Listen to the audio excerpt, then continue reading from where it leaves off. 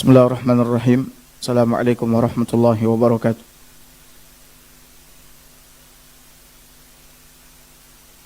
Alhamdulillah nahmaduhu wa nasta'inuhu wa nastaghfiruh wa na'udzu billahi min syururi anfusina wa sayyiati a'malina. May yahdihillahu fala mudilla lahu wa may yudlil fala hadiya lahu. Asyhadu an la ilaha illallah wahdahu la syarika lahu wa asyhadu anna Muhammadan abduhu wa rasuluhu, amma ba'd. Hadirin hadirat, para tulab yang semoga senantiasa dirahmati oleh Allah Azza wa Jalla, melanjutkan pelajaran kita dalam bahasan wasiat Nabi sallallahu alaihi wasallam. Kita berada pada wasiat yang ke-25, di mana Nabi kita yang mulia sallallahu alaihi wasallam bersabda, "Idza matal insan inqata'a anhu amaluhu illa min thalath." Apabila manusia meninggal, maka terputuslah darinya semua amalnya. Terputuslah darinya semua amalnya, salatnya, puasanya, sedekahnya, tilawahnya, menuntut ilmunya, dan lain sebagainya. Illa min salas, kecuali dari 3 perkara. Artinya 3 perkara ini, ya, apabila dia lakukan, maka pahalanya akan terus mengalir kepadanya meskipun dia telah meninggal dunia. Yang pertama, kata Nabi SAW, sedekah jariyah, sedekah jariyah. Kemudian yang kedua, ilmun yuntafa'u bihi, ilmu yang bermanfaat, yang dia sampaikan, yang dia tebarkan, ya. Kemudian awaladin salih yad'u lahu, atau anak yang saleh yang senantiasa mendoakannya. Anak yang saleh yang senantiasa mendoakannya. Pada pertemuan kita sebelumnya, kita telah menjelaskan tentang ilmu yang bermanfaat. Kemudian sekarang kita berada pada amalan yang kedua, yaitu anak yang soleh yang senantiasa mendoakannya. Anak yang soleh yang senantiasa mendoakannya. Memiliki anak yang soleh, ya, itu bukanlah pekerjaan 1 malam, 1 bulan, 1 tahun, tidak. Tapi pekerjaan yang membutuhkan waktu yang panjang, ya, membutuhkan waktu yang panjang, bertahun-tahun, agar kita memiliki anak yang soleh. Dan anak yang soleh, ketika kita ingin mendapatkannya, maka itu atau ikhtiarnya telah kita mulai sebelum kita memilikinya, ya. Makanya oleh karena itu Syekh mengatakan, wa tansyi'atul walad as-salih ta'ti ala marhalati. Menciptakan anak yang soleh itu melewati 2 fase. Fase yang pertama, kata Syekh, adalah marhalah qabla wujudil walad. Fase sebelum anak itu ada. Dan ini telah kita jelaskan di pertemuan kita sebelumnya. Jadi sebelum kita memiliki anak, kita sudah melakukan ikhtiar, ya, sebagaimana yang dijelaskan di dalam agama kita. Kita telah menempuh langkah-langkah agar kita pada akhirnya mendapatkan anak yang soleh. Sebelum anak itu ada, di antara hal yang harus kita lakukan adalah bertakwa kepada Allah Azza wa Jalla, menjadi lelaki yang soleh, lelaki yang baik, ya, menjadi lelaki yang baik. Maka seseorang sebelum menikah, hendaknya dia memperbaiki dirinya, memperbaiki ibadahnya, memperbaiki kedekatannya kepada Allah Azza wa Jalla, ketakwaannya kepada Allah Azza wa Jalla. Ya. Kenapa? Karena lelaki yang baik untuk wanita yang baik, lelaki yang soleh untuk wanita yang soleh. Lelaki yang buruk untuk wanita yang apa? Untuk wanita yang buruk. Ya. Allah Azza wa Jalla mengatakan, as-salihuna lis-salihat, lelaki yang soleh untuk wanita yang saleh. Begitu juga as-salihat li-salihin, wanita yang saleh untuk lelaki yang saleh. Ini yang pertama. Yang kedua adalah ketika dia akan memilih istri, memilih pasangan hidupnya yang nanti akan melahirkan anak untuknya, hendaknya dia memilih wanita yang baik agamanya. Wanita yang baik agamanya. Nabi SAW mengatakan, "Fadfar bizatid din taribat yadak." pilihlah wanita yang memiliki agama yang baik, agama yang kuat, maka kedua tanganmu akan beruntung, kata Nabi. Ya, kita akan beruntung ketika mendapatkan wanita yang apa? Wanita yang baik agamanya. Kemudian yang ketiga, ketika dia akan mendatangi istrinya, akan mencampuri istrinya, maka hendaknya dia berdoa kepada Allah Subhanahu wa taala agar Allah Azza wa Jalla menjauhkannya dari syaitan. Kalau seandainya Allah Subhanahu wa taala takdirkan dia memiliki anak setelah hubungannya itu, maka syaitan tidak akan dapat ya memudaratkan anak tersebut selama-lamanya. Nabi SAW bersabda dalam hadis yang sahih diriwayatkan oleh Imam Bukhari dan Muslim, "Lau anna ahadakum idza ata ahlah, idza arada ay ya'tiya ahla." Kalau seandainya salah seorang di antara kalian ingin mendatangi istrinya, faqal, lalu dia mengatakan bismillah, dengan menyebut nama Allah Azza wa Jalla, Allahumma jannibna syaitan wa jannibi syaitana ma razaqtana. Ya Allah, jauhkanlah dari kami syaitan dan jauhkanlah syaitan dari apa yang kau rizkikan kepada kami. Kata Nabi SAW, fa innahu in yuqaddar bainahuma waladun fi dzalika, kalau seandainya ditakdirkan oleh Allah Azza wa Jalla dari hubungan mereka berdua ini anak, lahir anak setelah itu, lam yadurruhu asyaitanu abada, maka syaitan tidak akan apa? Dapat memudaratkan anak ini selama-lamanya. Kemudian di antara hal yang harus dia lakukan juga yang keempat, sebelum adanya anak, adalah dia senantiasa berdoa kepada Allah Subhanahu wa taala agar Allah Azza wa Jalla menganugerahkan anak yang saleh kepadanya. Ya, dan ini sebagaimana yang dicontohkan oleh para nabi, para rasul. Fabihudahu muqtadi. Maka ikutilah petunjuk mereka, kata Allah Azza wa Jalla. Lihat Nabi Ibrahim alaihissalam, sebelum Allah Azza wa Jalla menganugerahkan kepadanya Ismail yang juga merupakan seorang nabi, dia banyak berdoa kepada Allah Subhanahu wa taala dengan mengatakan, Rabbi habli minas salihin. Rabbi habli minas salihin. Wahai Rabbku, anugerahkan untukku anak-anak yang saleh. Maka Allah berikan kepadanya siapa? Ismail dengan Ishak. Lihat juga Zakaria alaihissalam berdoa kepada Allah Azza wa Jalla agar Allah Subhanahu wa taala menganugerahkan kepadanya keturunan yang baik. Allah abadikan ucapan Zakaria di dalam Al-Qur'an dalam surat Ali Imran ayat 38. Hunalika da'a Zakaria rabbah. Di sana Zakaria berdoa kepada Rabbnya. Qala, dia berkata, Rabbi habli min ladunka dzurriyyatan thayyibah innaka sami'ud du'a. Wahai Rabbku, anugerahkanlah untukku dari sisimu keturunan yang baik. Sesungguhnya engkau maha mendengarkan apa? Mendengarkan doa. Nah, ini yang harus dilakukan oleh seseorang sebelum adanya anak. Sebelum dia dianugerahi anak, dia telah melakukan hal-hal yang telah diajarkan oleh Al-Quran dan Sunnah. Kemudian sekarang kita akan masuk kepada fase yang kedua.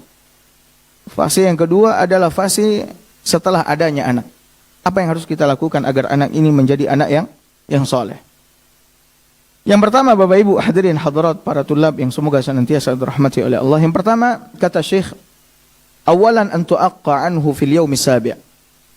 Yang pertama kata Syekh, hendaklah engkau mengakikahkannya di hari yang ketujuh. Mengakikahkannya di hari yang ketujuh. Akikah yaitu menyembelih seekor kambing atau 2 ekor kambing, ya, karena mendapatkan anugerah anak dari Allah Subhanahu wa taala. Ya, disembelih pada hari ke-7 atau pada hari ke-14 atau pada hari ke-21 atau kapan dia memiliki kelapangan. Kapan dia memiliki kelapangan, maka hendaknya dia apa? Mengakikahkan anaknya tersebut. Dan akikah adalah bentuk syukur kita kepada Allah Azza wa Jalla. Karena seperti yang telah kita jelaskan bahwa anak merupakan nikmat, anugerah, bahkan anugerah yang tidak terhingga dari Allah Subhanahu wa taala. Maka hendaknya kita mensyukurinya dengan apa? Dengan mengakikah.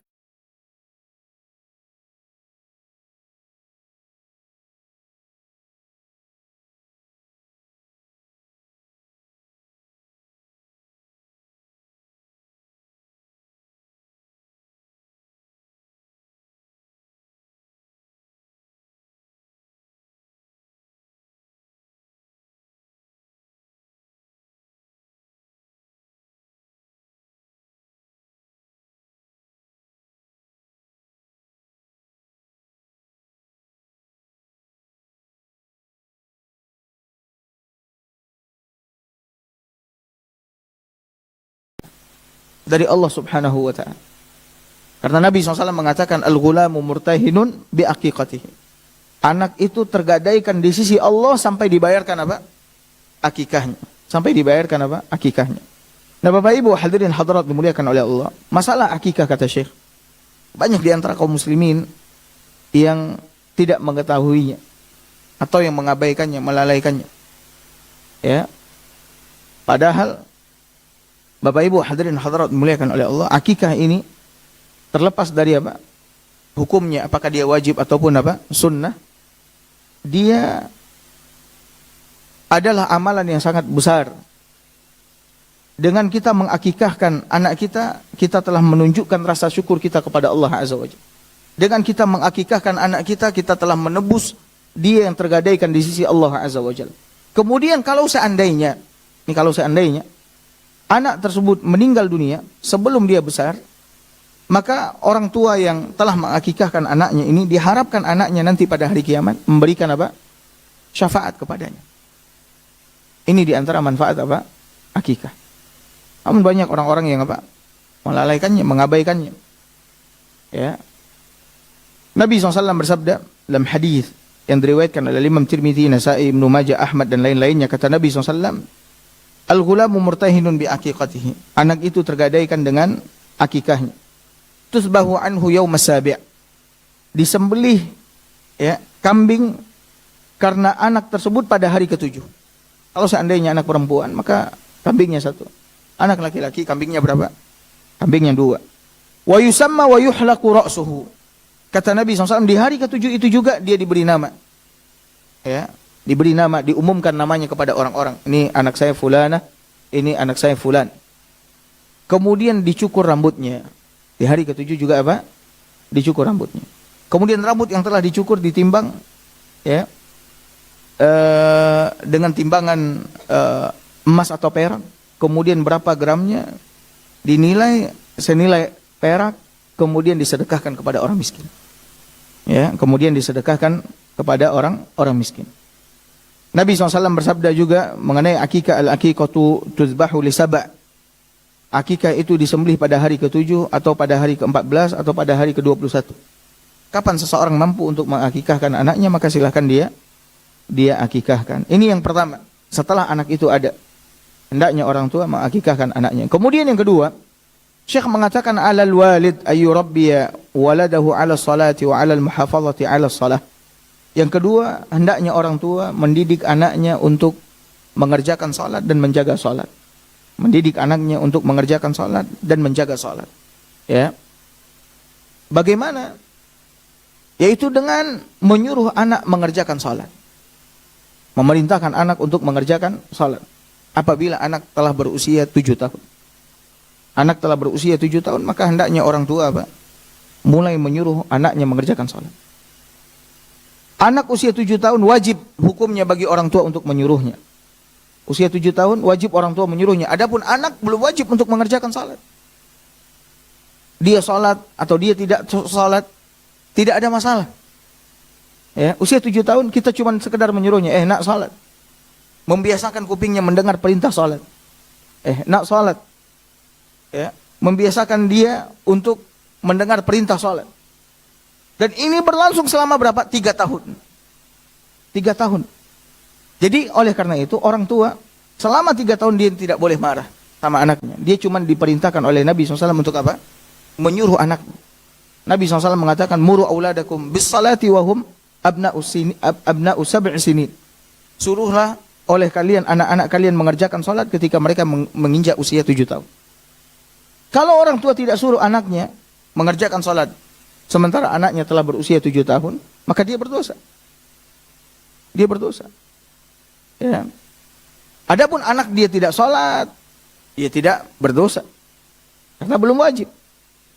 Tapi ketika anak telah berusia 10 tahun, Nabi SAW mengatakan wadribuhum 'alaiha wahum abna'u 10 sinin. Pukul mereka. Kalau seandainya mereka main-main salatnya, lalai salatnya, ya, meninggalkan salat ketika mereka menginjak usia berapa? 10 tahun. Disuruh memukul. Cuma memukul di sini bukan maknanya memukul dengan pukulan yang keras, pukulan yang menyakitkan. Tidak, pukulan yang mendidik. Ya, mungkin kita ambil pena atau kita ambil kayu siwak kita pukul tangannya. Agar dia tahu, kalau kamu tidak sholat maka kamu akan dipukul. Ini sholat ini penting. Ya, sholat ini adalah ibadah yang penting. Bahkan dia adalah ibadah yang paling penting setelah apa? Setelah 2 kalimat syahadat.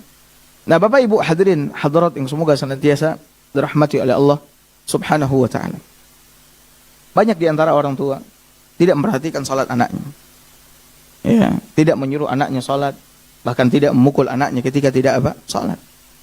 Sementara ketika anaknya melakukan kerusakan, melakukan keburukan, misalkan judi misalkan. Kemudian dia tahu orang tua marah, ya wajar marah, anaknya melakukan dosa.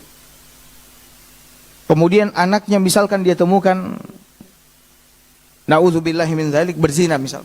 Dia marah, bahkan dia pukul anaknya, bahkan dia usir. Dia temukan anaknya narkoba, dia marah, dia pukul anaknya. Ya, dia temukan anaknya misalkan mabok. Dia pukul anaknya, dia marah. Tapi ketika anaknya tidak sholat, dia tidak pernah marah. Bahkan tidak pernah memukul anaknya. Ya, bahkan tidak pernah apa? Memukul anaknya. Padahal Bapak Ibu hadirin hadirat yang dimuliakan oleh Allah, dosa meninggalkan sholat itu adalah sebesar-besar dosa. Ya, para ulama berbeda pendapat mengenai hukum orang yang meninggalkan sholat. Ada yang mengatakan dia telah keluar dari Islam kafir. Dan hadis-hadis yang menjelaskan tentang ini, menyebutkan tentang ini banyak sekali. Dan hadis-hadisnya hadis yang sahih. Ada lagi yang mengatakan, dan ini pendapat yang kedua, mengatakan dia tidak kafir, tapi dia adalah muslim yang fasik yang telah melakukan dosa besar yang sangat besar. Sampai ya, Imam Ibnul Qayyim rahimahullahu taala mengatakan bahwa dosa orang yang meninggalkan salat itu lebih besar daripada dosa orang yang membunuh. Lebih besar daripada dosa orang yang berzina. Lebih besar daripada dosa orang yang makan riba atau transaksi riba. Lebih besar daripada dosa orang yang berjudi, khamar dan lain sebagainya. Jadi dosa meninggalkan salat sangatlah besar. Seharusnya orang tua lebih marah ke anaknya meninggalkan apa? Salat. Kenapa? Karena salat, meninggalkan salat dosanya apa? Dosanya besar. Maka oleh karena itu perhatikan salat anak-anak kita. Perintahkan mereka untuk apa? Untuk salat. Latih mereka, ajarkan mereka salat. Bapak Ibu hadirin hadirat dimuliakan oleh Allah. Masalah mengajari anak salat, ini masalah yang ana rasa semua orang tua mampu untuk melakukannya. Kenapa? Karena orang tua salat. Tapi sayangnya sebagian orang tua membiarkan anaknya mendapatkan ilmu tentang masalah salat dari siapa? Dari guru-guru anaknya di sekolah. Subhanallah. Terus apa andil kita di dalam mendidik anak kita? Apakah cuma sekedar menyekolahkannya? Apa kita tidak mau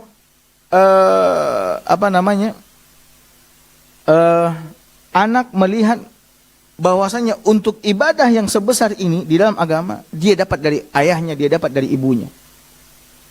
Ya. Kenapa semuanya harus diserahkan kepada siapa? Guru-gurunya yang ada di sekolah. Apa kita tidak mampu untuk mengajarkan anak kita tentang sholat? Sementara kita sholat. Kita tinggal panggil anak kita, nak sini kau. Ya.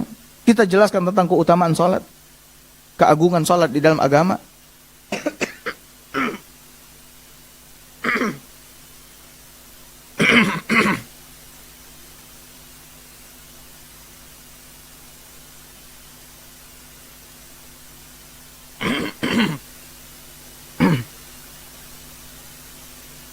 Kita jelaskan bahwa salat adalah tiang agama. Kemudian kewajiban salat langsung diterima oleh Rasulullah SAW dari siapa? Dari Allah. Sementara kewajiban-kewajiban syariat yang lain itu Nabi SAW terima dari siapa? Dari Jibril, melalui perantara Jibril. Kita jelaskan kepada anak-anak kita. Bahkan ibadah yang paling wajib, ibadah yang paling ditekankan setelah 2 kalimat syahadat adalah apa? Salat. Maka kau jangan main-main tentang dalam salat. Kau harus kerjakan salat dengan baik. Nabi SAW mengatakan, "Shallu kama ra'aitumuni usalli." Salatlah kau sebagaimana kalian melihat aku salat. Ajarkan anak kita salat. Mulai dari wudunya, bagaimana cara berwudu sini kau. Ajarkan. Berwudu kita harus melakukan pencucian telapak tangan terlebih dahulu. Ya. Kemudian kumur-kumur, kemudian istinsar, kemudian mencuci wajah. Untuk ibadah yang akan dikerjakan oleh anak setiap hari, hendaknya kita yang mengajarkannya. Hendaknya kita apa? Yang mengajarkannya. Seperti apa lagi misalkan? Seperti hafalan surat Al-Fatihah. Al-Fatihah jangan anak dapatnya dari siapa? Dari gurunya, dari kita. Ajarkan anak kita surat Al-Fatihah. Bagaimana membaca bacaan surat Al-Fatihah yang baik dan benar. Ya, makanya saya pernah dengar dari salah seorang syekh. Dia mengatakan ada orang tua, kata dia, membawa anaknya ke halaqah Quran yang ada di masjid untuk hafal Al-Quran. Ayah ini mengantarkan anaknya kepada salah seorang syekh. Kemudian dia mengatakan, wahai syekh, hafalkan anakku Al-Quran kecuali surat Al-Fatihah, katanya. Hafalkan anakku Al-Quran semuanya kecuali surat apa? Al-Fatihah. Al-Fatihah bahagian aku, kata dia. Untuk Al-Fatihah anak ini itu bagianku, kata dia. Adapun Al-Baqarah sampai apa? Anas, maka silakan kau ajar. Kenapa? Karena anak ini bakal baca Al-Fatihah di setiap rakaat apa? Salat. Nah, salat juga demikian. Dia akan mengerjakan salat 5 waktu sehari semalam. Kenapa kita tidak ajarkan dia tentang salat? Ya, beli buku sifat salat, kemudian duduk bersama dengannya, kemudian baca, kemudian terangkan kepadanya. Ya, perhatikan salat anak-anak kita. Banyak orang tua dia salat ke masjid, anaknya enggak salat, dan tidak ada masalah baginya. Bagaimana dia akan mendapatkan anaknya yang soleh? Kemudian ketika anaknya tumbuh besar, anaknya melawan, anaknya durhaka kepadanya, anaknya tidak menyenangkannya, tidak membesarkan jiwanya, tidak berbakti kepadanya. Ya, justru anaknya kelakuannya luar biasa, mengerjakan perbuatan keji, melakukan kemungkaran sana sini. Bapak Ibu tahu kenapa? Karena dia tidak menjaga sholat, dia tidak mengerjakan sholat dengan sebagaimana mestinya. Sementara Allah Azza wa Jalla mengatakan di dalam Al-Quran, Inna sholata tanha anil fahsyai wal munkar. Sesungguhnya sholat itu mencegah ya pelakunya dari perbuatan keji dan apa? Mungkar. Apalagi di zaman sekarang. Maka sholat adalah salah satu tameng yang sangat penting, Bapak Ibu sekalian, pelindung yang sangat penting. Kalau seandainya kita memiliki anak yang sholatnya bagus, kita nggak akan khawatir dia berada di luar. Sholatnya akan membentenginya. Tapi kalau seandainya anak kita tidak sholatnya main-main, kita akan khawatir ketika dia keluyuran, ketika dia di luar, kita akan khawatir dia akan melakukan hal-hal yang tidak-tidak. Maka perhatikan sholat. Jangan hanya sekedar memperhatikan kesehatan anak, makan anak, uang jajan anak. Ini kita temukan Bapak Ibu sekalian. Orang tua anaknya misalkan kuliah di tempat yang jauh, di luar kota. Setiap kali telepon dia nggak pernah nanyain sholat anaknya, dia nggak pernah nanyain zikir anaknya, dia nggak pernah nanyain tilawah Al-Quran anaknya. Yang selalu dia tanya, nak, kau sehat? Kau sudah makan? Kau sudah ambil uang? Ibu sudah kirimkan uang? Cuman sekedar itu yang ditanyakan. Yang lain dia nggak pernah tanyakan. Subhanallah. Ya. Besok kita semua akan ditanyain oleh Allah Azza wa Jalla tentang masalah anak ini. Maka perintahkan anak kita untuk mengerjakan sholat. Didik dia, latih dia. Bahkan biasakan dia sebelum azan dia udah siap-siap. Kita berikan contoh yang baik. Makanya Bapak Ibu hadirin hadirat dimuliakan oleh Allah, kenapa kita sebelum menikah harus bertakwa, kita harus memperbaiki diri?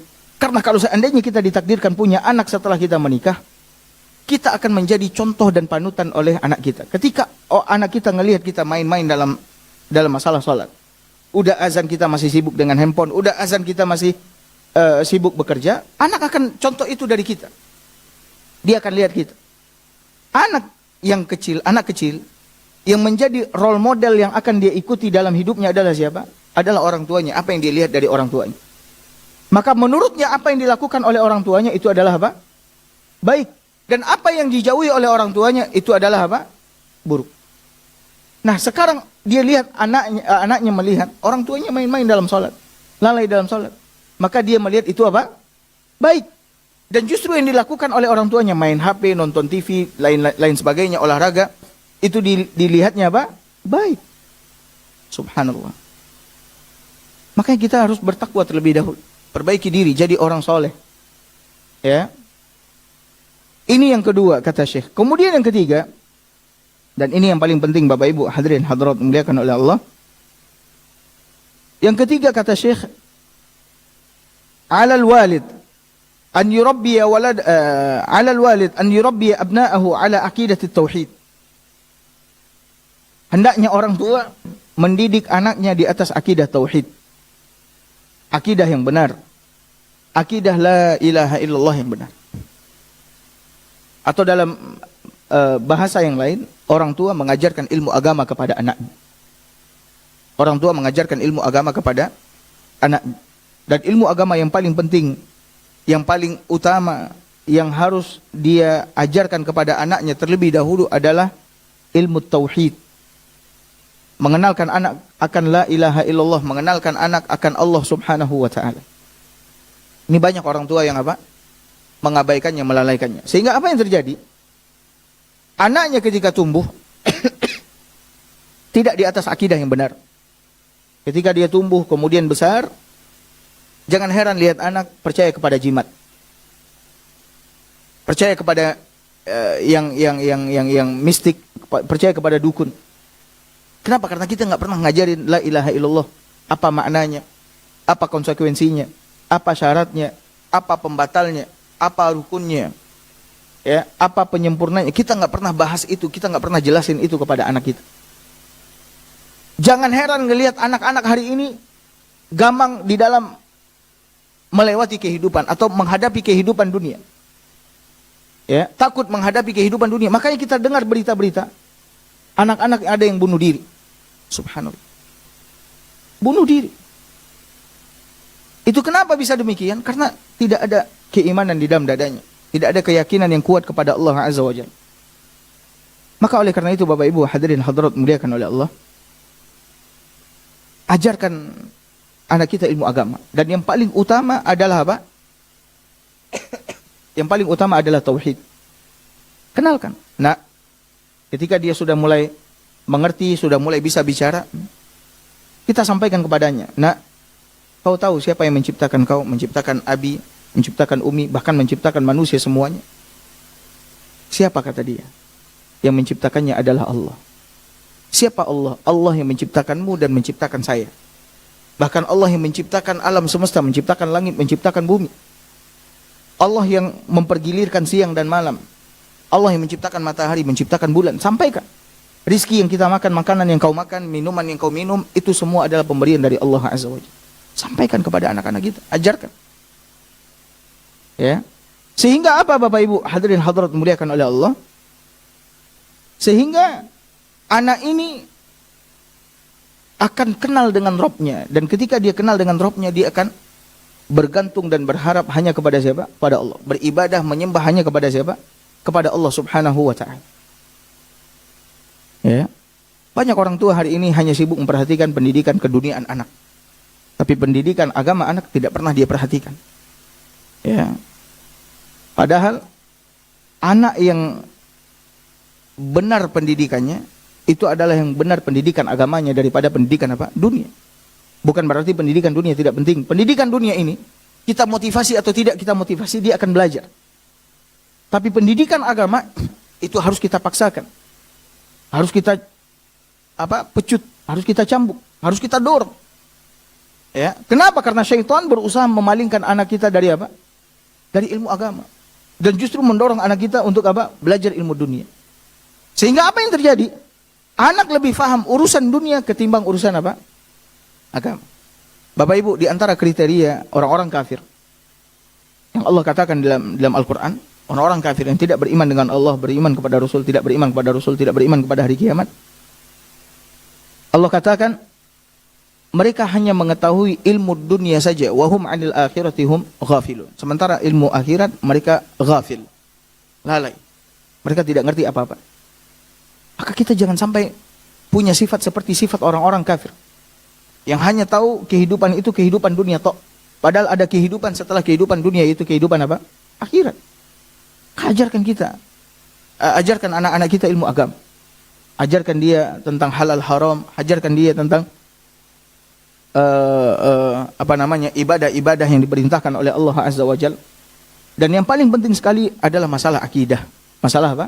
Akidah. Bapak Ibu lihat, ya, para nabi dan rasul. Lihat bagaimana mereka mengajarkan ilmu agama kepada anak-anak mereka. Di antaranya Ibrahim dengan anak-anaknya. Ya. Kemudian Yakub dengan anak-anaknya.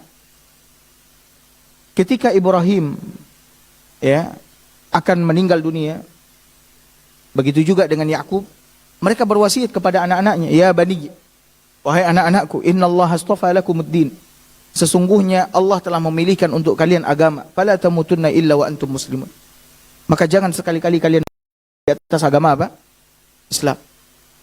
Yakub ketika dia berada di atas ranjang kematian, di detik-detik terakhir, ya, hidupnya di permukaan bumi, dia mengumpulkan anak-anaknya, kemudian bertanya kepada anak-anaknya agar dia merasa tenang. Ya, merasa tenang ketika dia akan mati. Dia bertanya kepada anak-anaknya, dia kumpulkan anak-anaknya.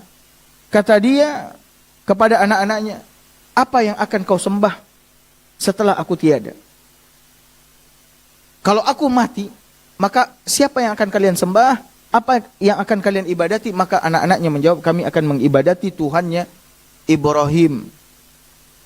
Ya, yaitu siapa? Allah Subhanahu wa taala. Kami akan mengibadati Tuhan para nabi dan rasul, yaitu Allah Subhanahu wa taala.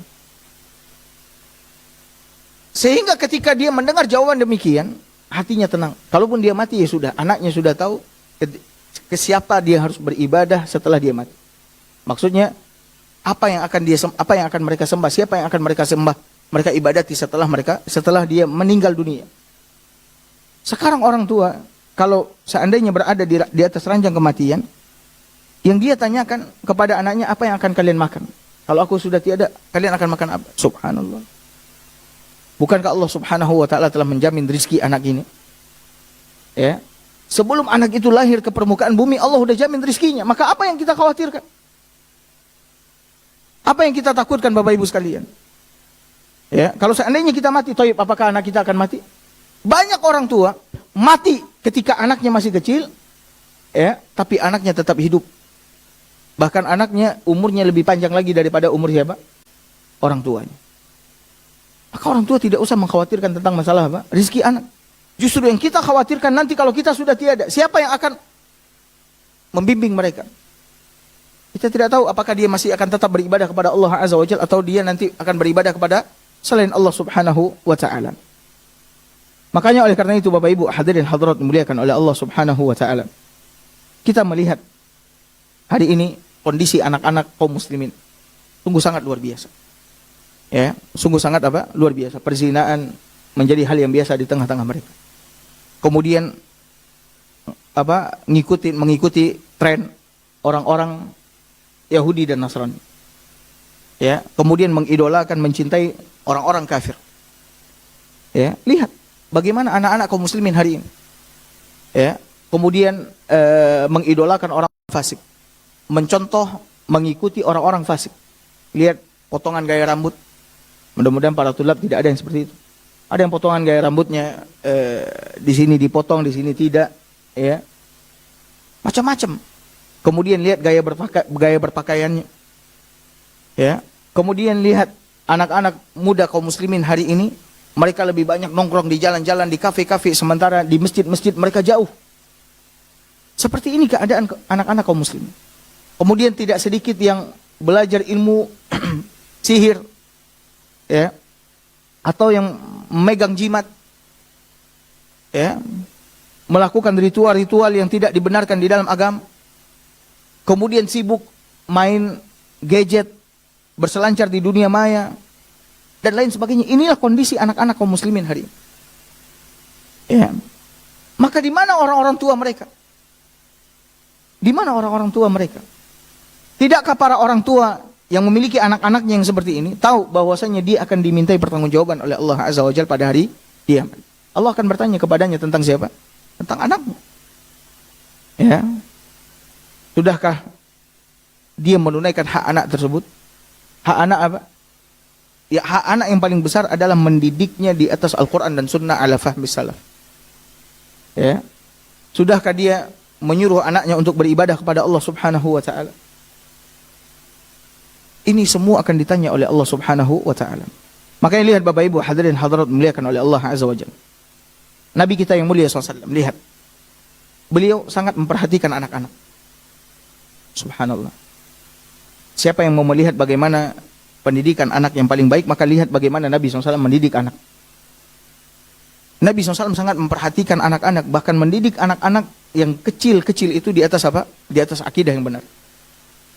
Di atas tauhid. Hadis yang sahih diriwayatkan oleh Imam Tirmizi, Ahmad dan lain-lainnya. Hadisnya Abdullah bin Abbas radhiyallahu anhu.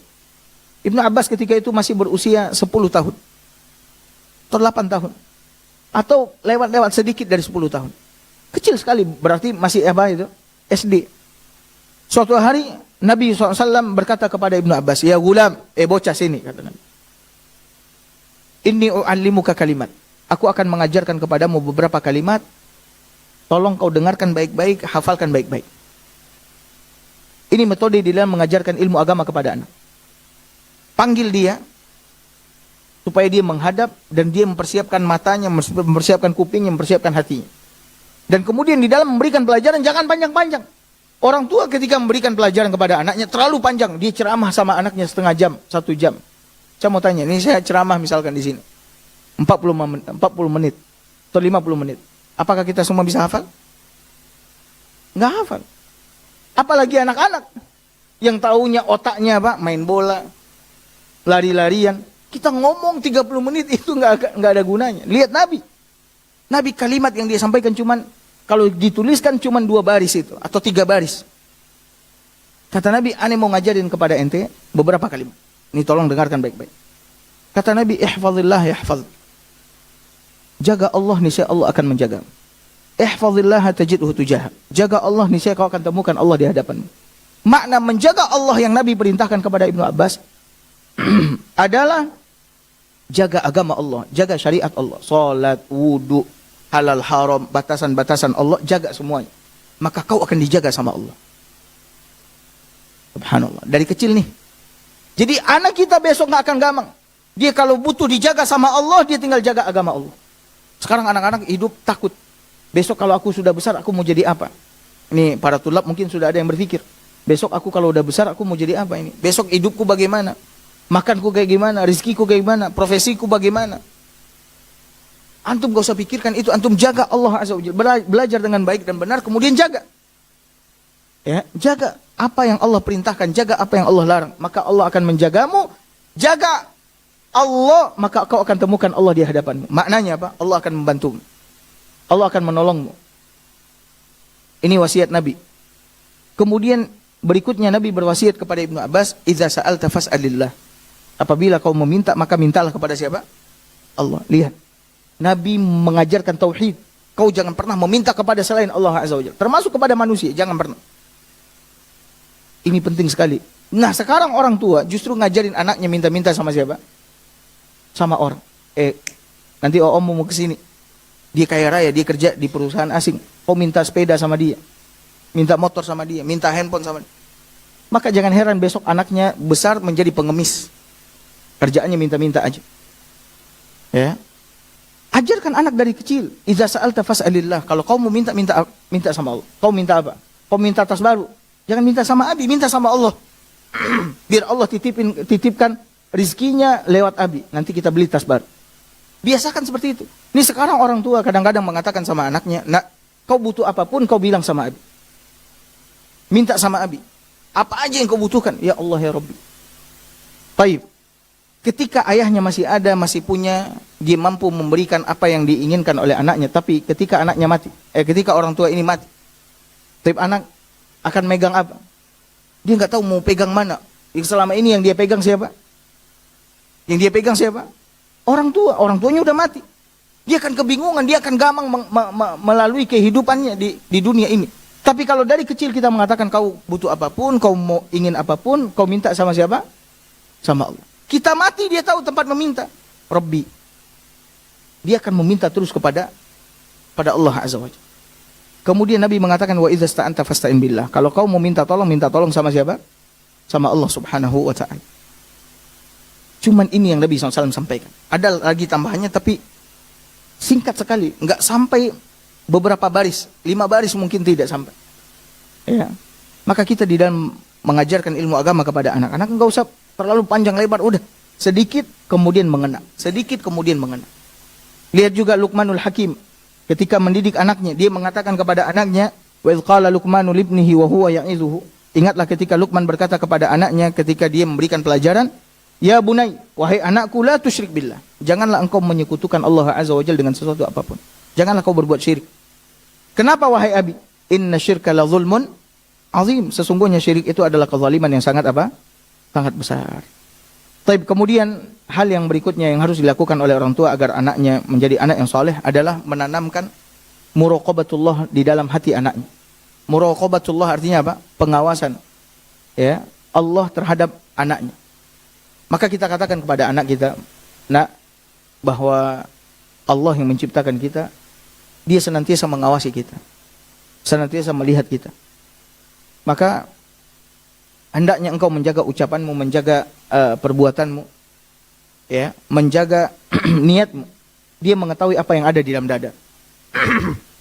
Maka oleh karena itu, ya, dimanapun kau berada, kau harus tahu Allah Subhanahu wa ta'ala melihatmu, mengawasimu. Maka hendaknya kau jangan berbuat dosa dan maksiat. Abi dan umi, ayah dan ibu boleh jadi tidak tahu, tidak lihat. Tapi Allah Subhanahu wa ta'ala apa? Melihat. Maka ketika kita menanamkan itu kepada anak kita, maka dia akan berhati-hati di dalam berucap dan berbuat. Walaupun dia sendirian, dia tidak akan berani. Karena dia tahu Allah melihatnya, Allah mengawasinya. Ya. Sekarang orang tua mengancam anaknya dengan apa? CCTV. CCTV. Kau jangan macam-macam waktu ada CCTV. Dia matikan listrik. CCTV bekerja? Nggak bekerja. Maka yang paling baik adalah kita tanamkan muraqabatullah kepada siapa? Kepada anak kita. Kemudian berikutnya yang harus kita lakukan juga adalah mengajarkan atau menanamkan kecintaan ke dalam hati anak kita kepada perbuatan baik dan menanamkan kebencian ke dalam hati kita kepada perbuatan apa? Buruk. Nah, ini perbuatan baik, kau harus mencintai. Kau harus suka melakukan. Nah, ini perbuatan buruk, maka kau harus membencinya. Tanamkan itu. Ini enggak boleh. Ini baik, ini dicintai oleh Allah, ini dicintai oleh Rasul, ini dibenci oleh Allah, ini dibenci oleh Rasul. Kemudian berikutnya, orang tua harus mengajarkan kepada anaknya akhlak-akhlak yang mulia. Ajarkan kepada anak-anak kita akhlak yang mulia, sabar, kemudian tawadu, kemudian sopan santun, adab-adab yang Islami, semuanya ajarkan Bapak Ibu sekalian. Ya, cara berpakaian, ya, cara bergaul, cara berbicara, semuanya ajarkan. Ajarkan kepada anak-anak kita adab-adab yang Islami, sifat-sifat yang mulia, akhlak-akhlak yang mulia. Maka kalau ini semua telah kita lakukan, maka insya Allah berbahagialah Bapak Ibu. Hadirin hadirat dimuliakan oleh Allah. Mudah-mudahan anak kita menjadi anak yang apa? Soleh dan soleha. Tapi mungkin ini yang bisa Anda sampaikan di kesempatan kali ini. Semoga bermanfaat. Barakallahu fikum. Wassallallahu ala nabiyina Muhammad wa ala alihi wa sahbihi wasallam. Assalamualaikum warahmatullahi wabarakatuh.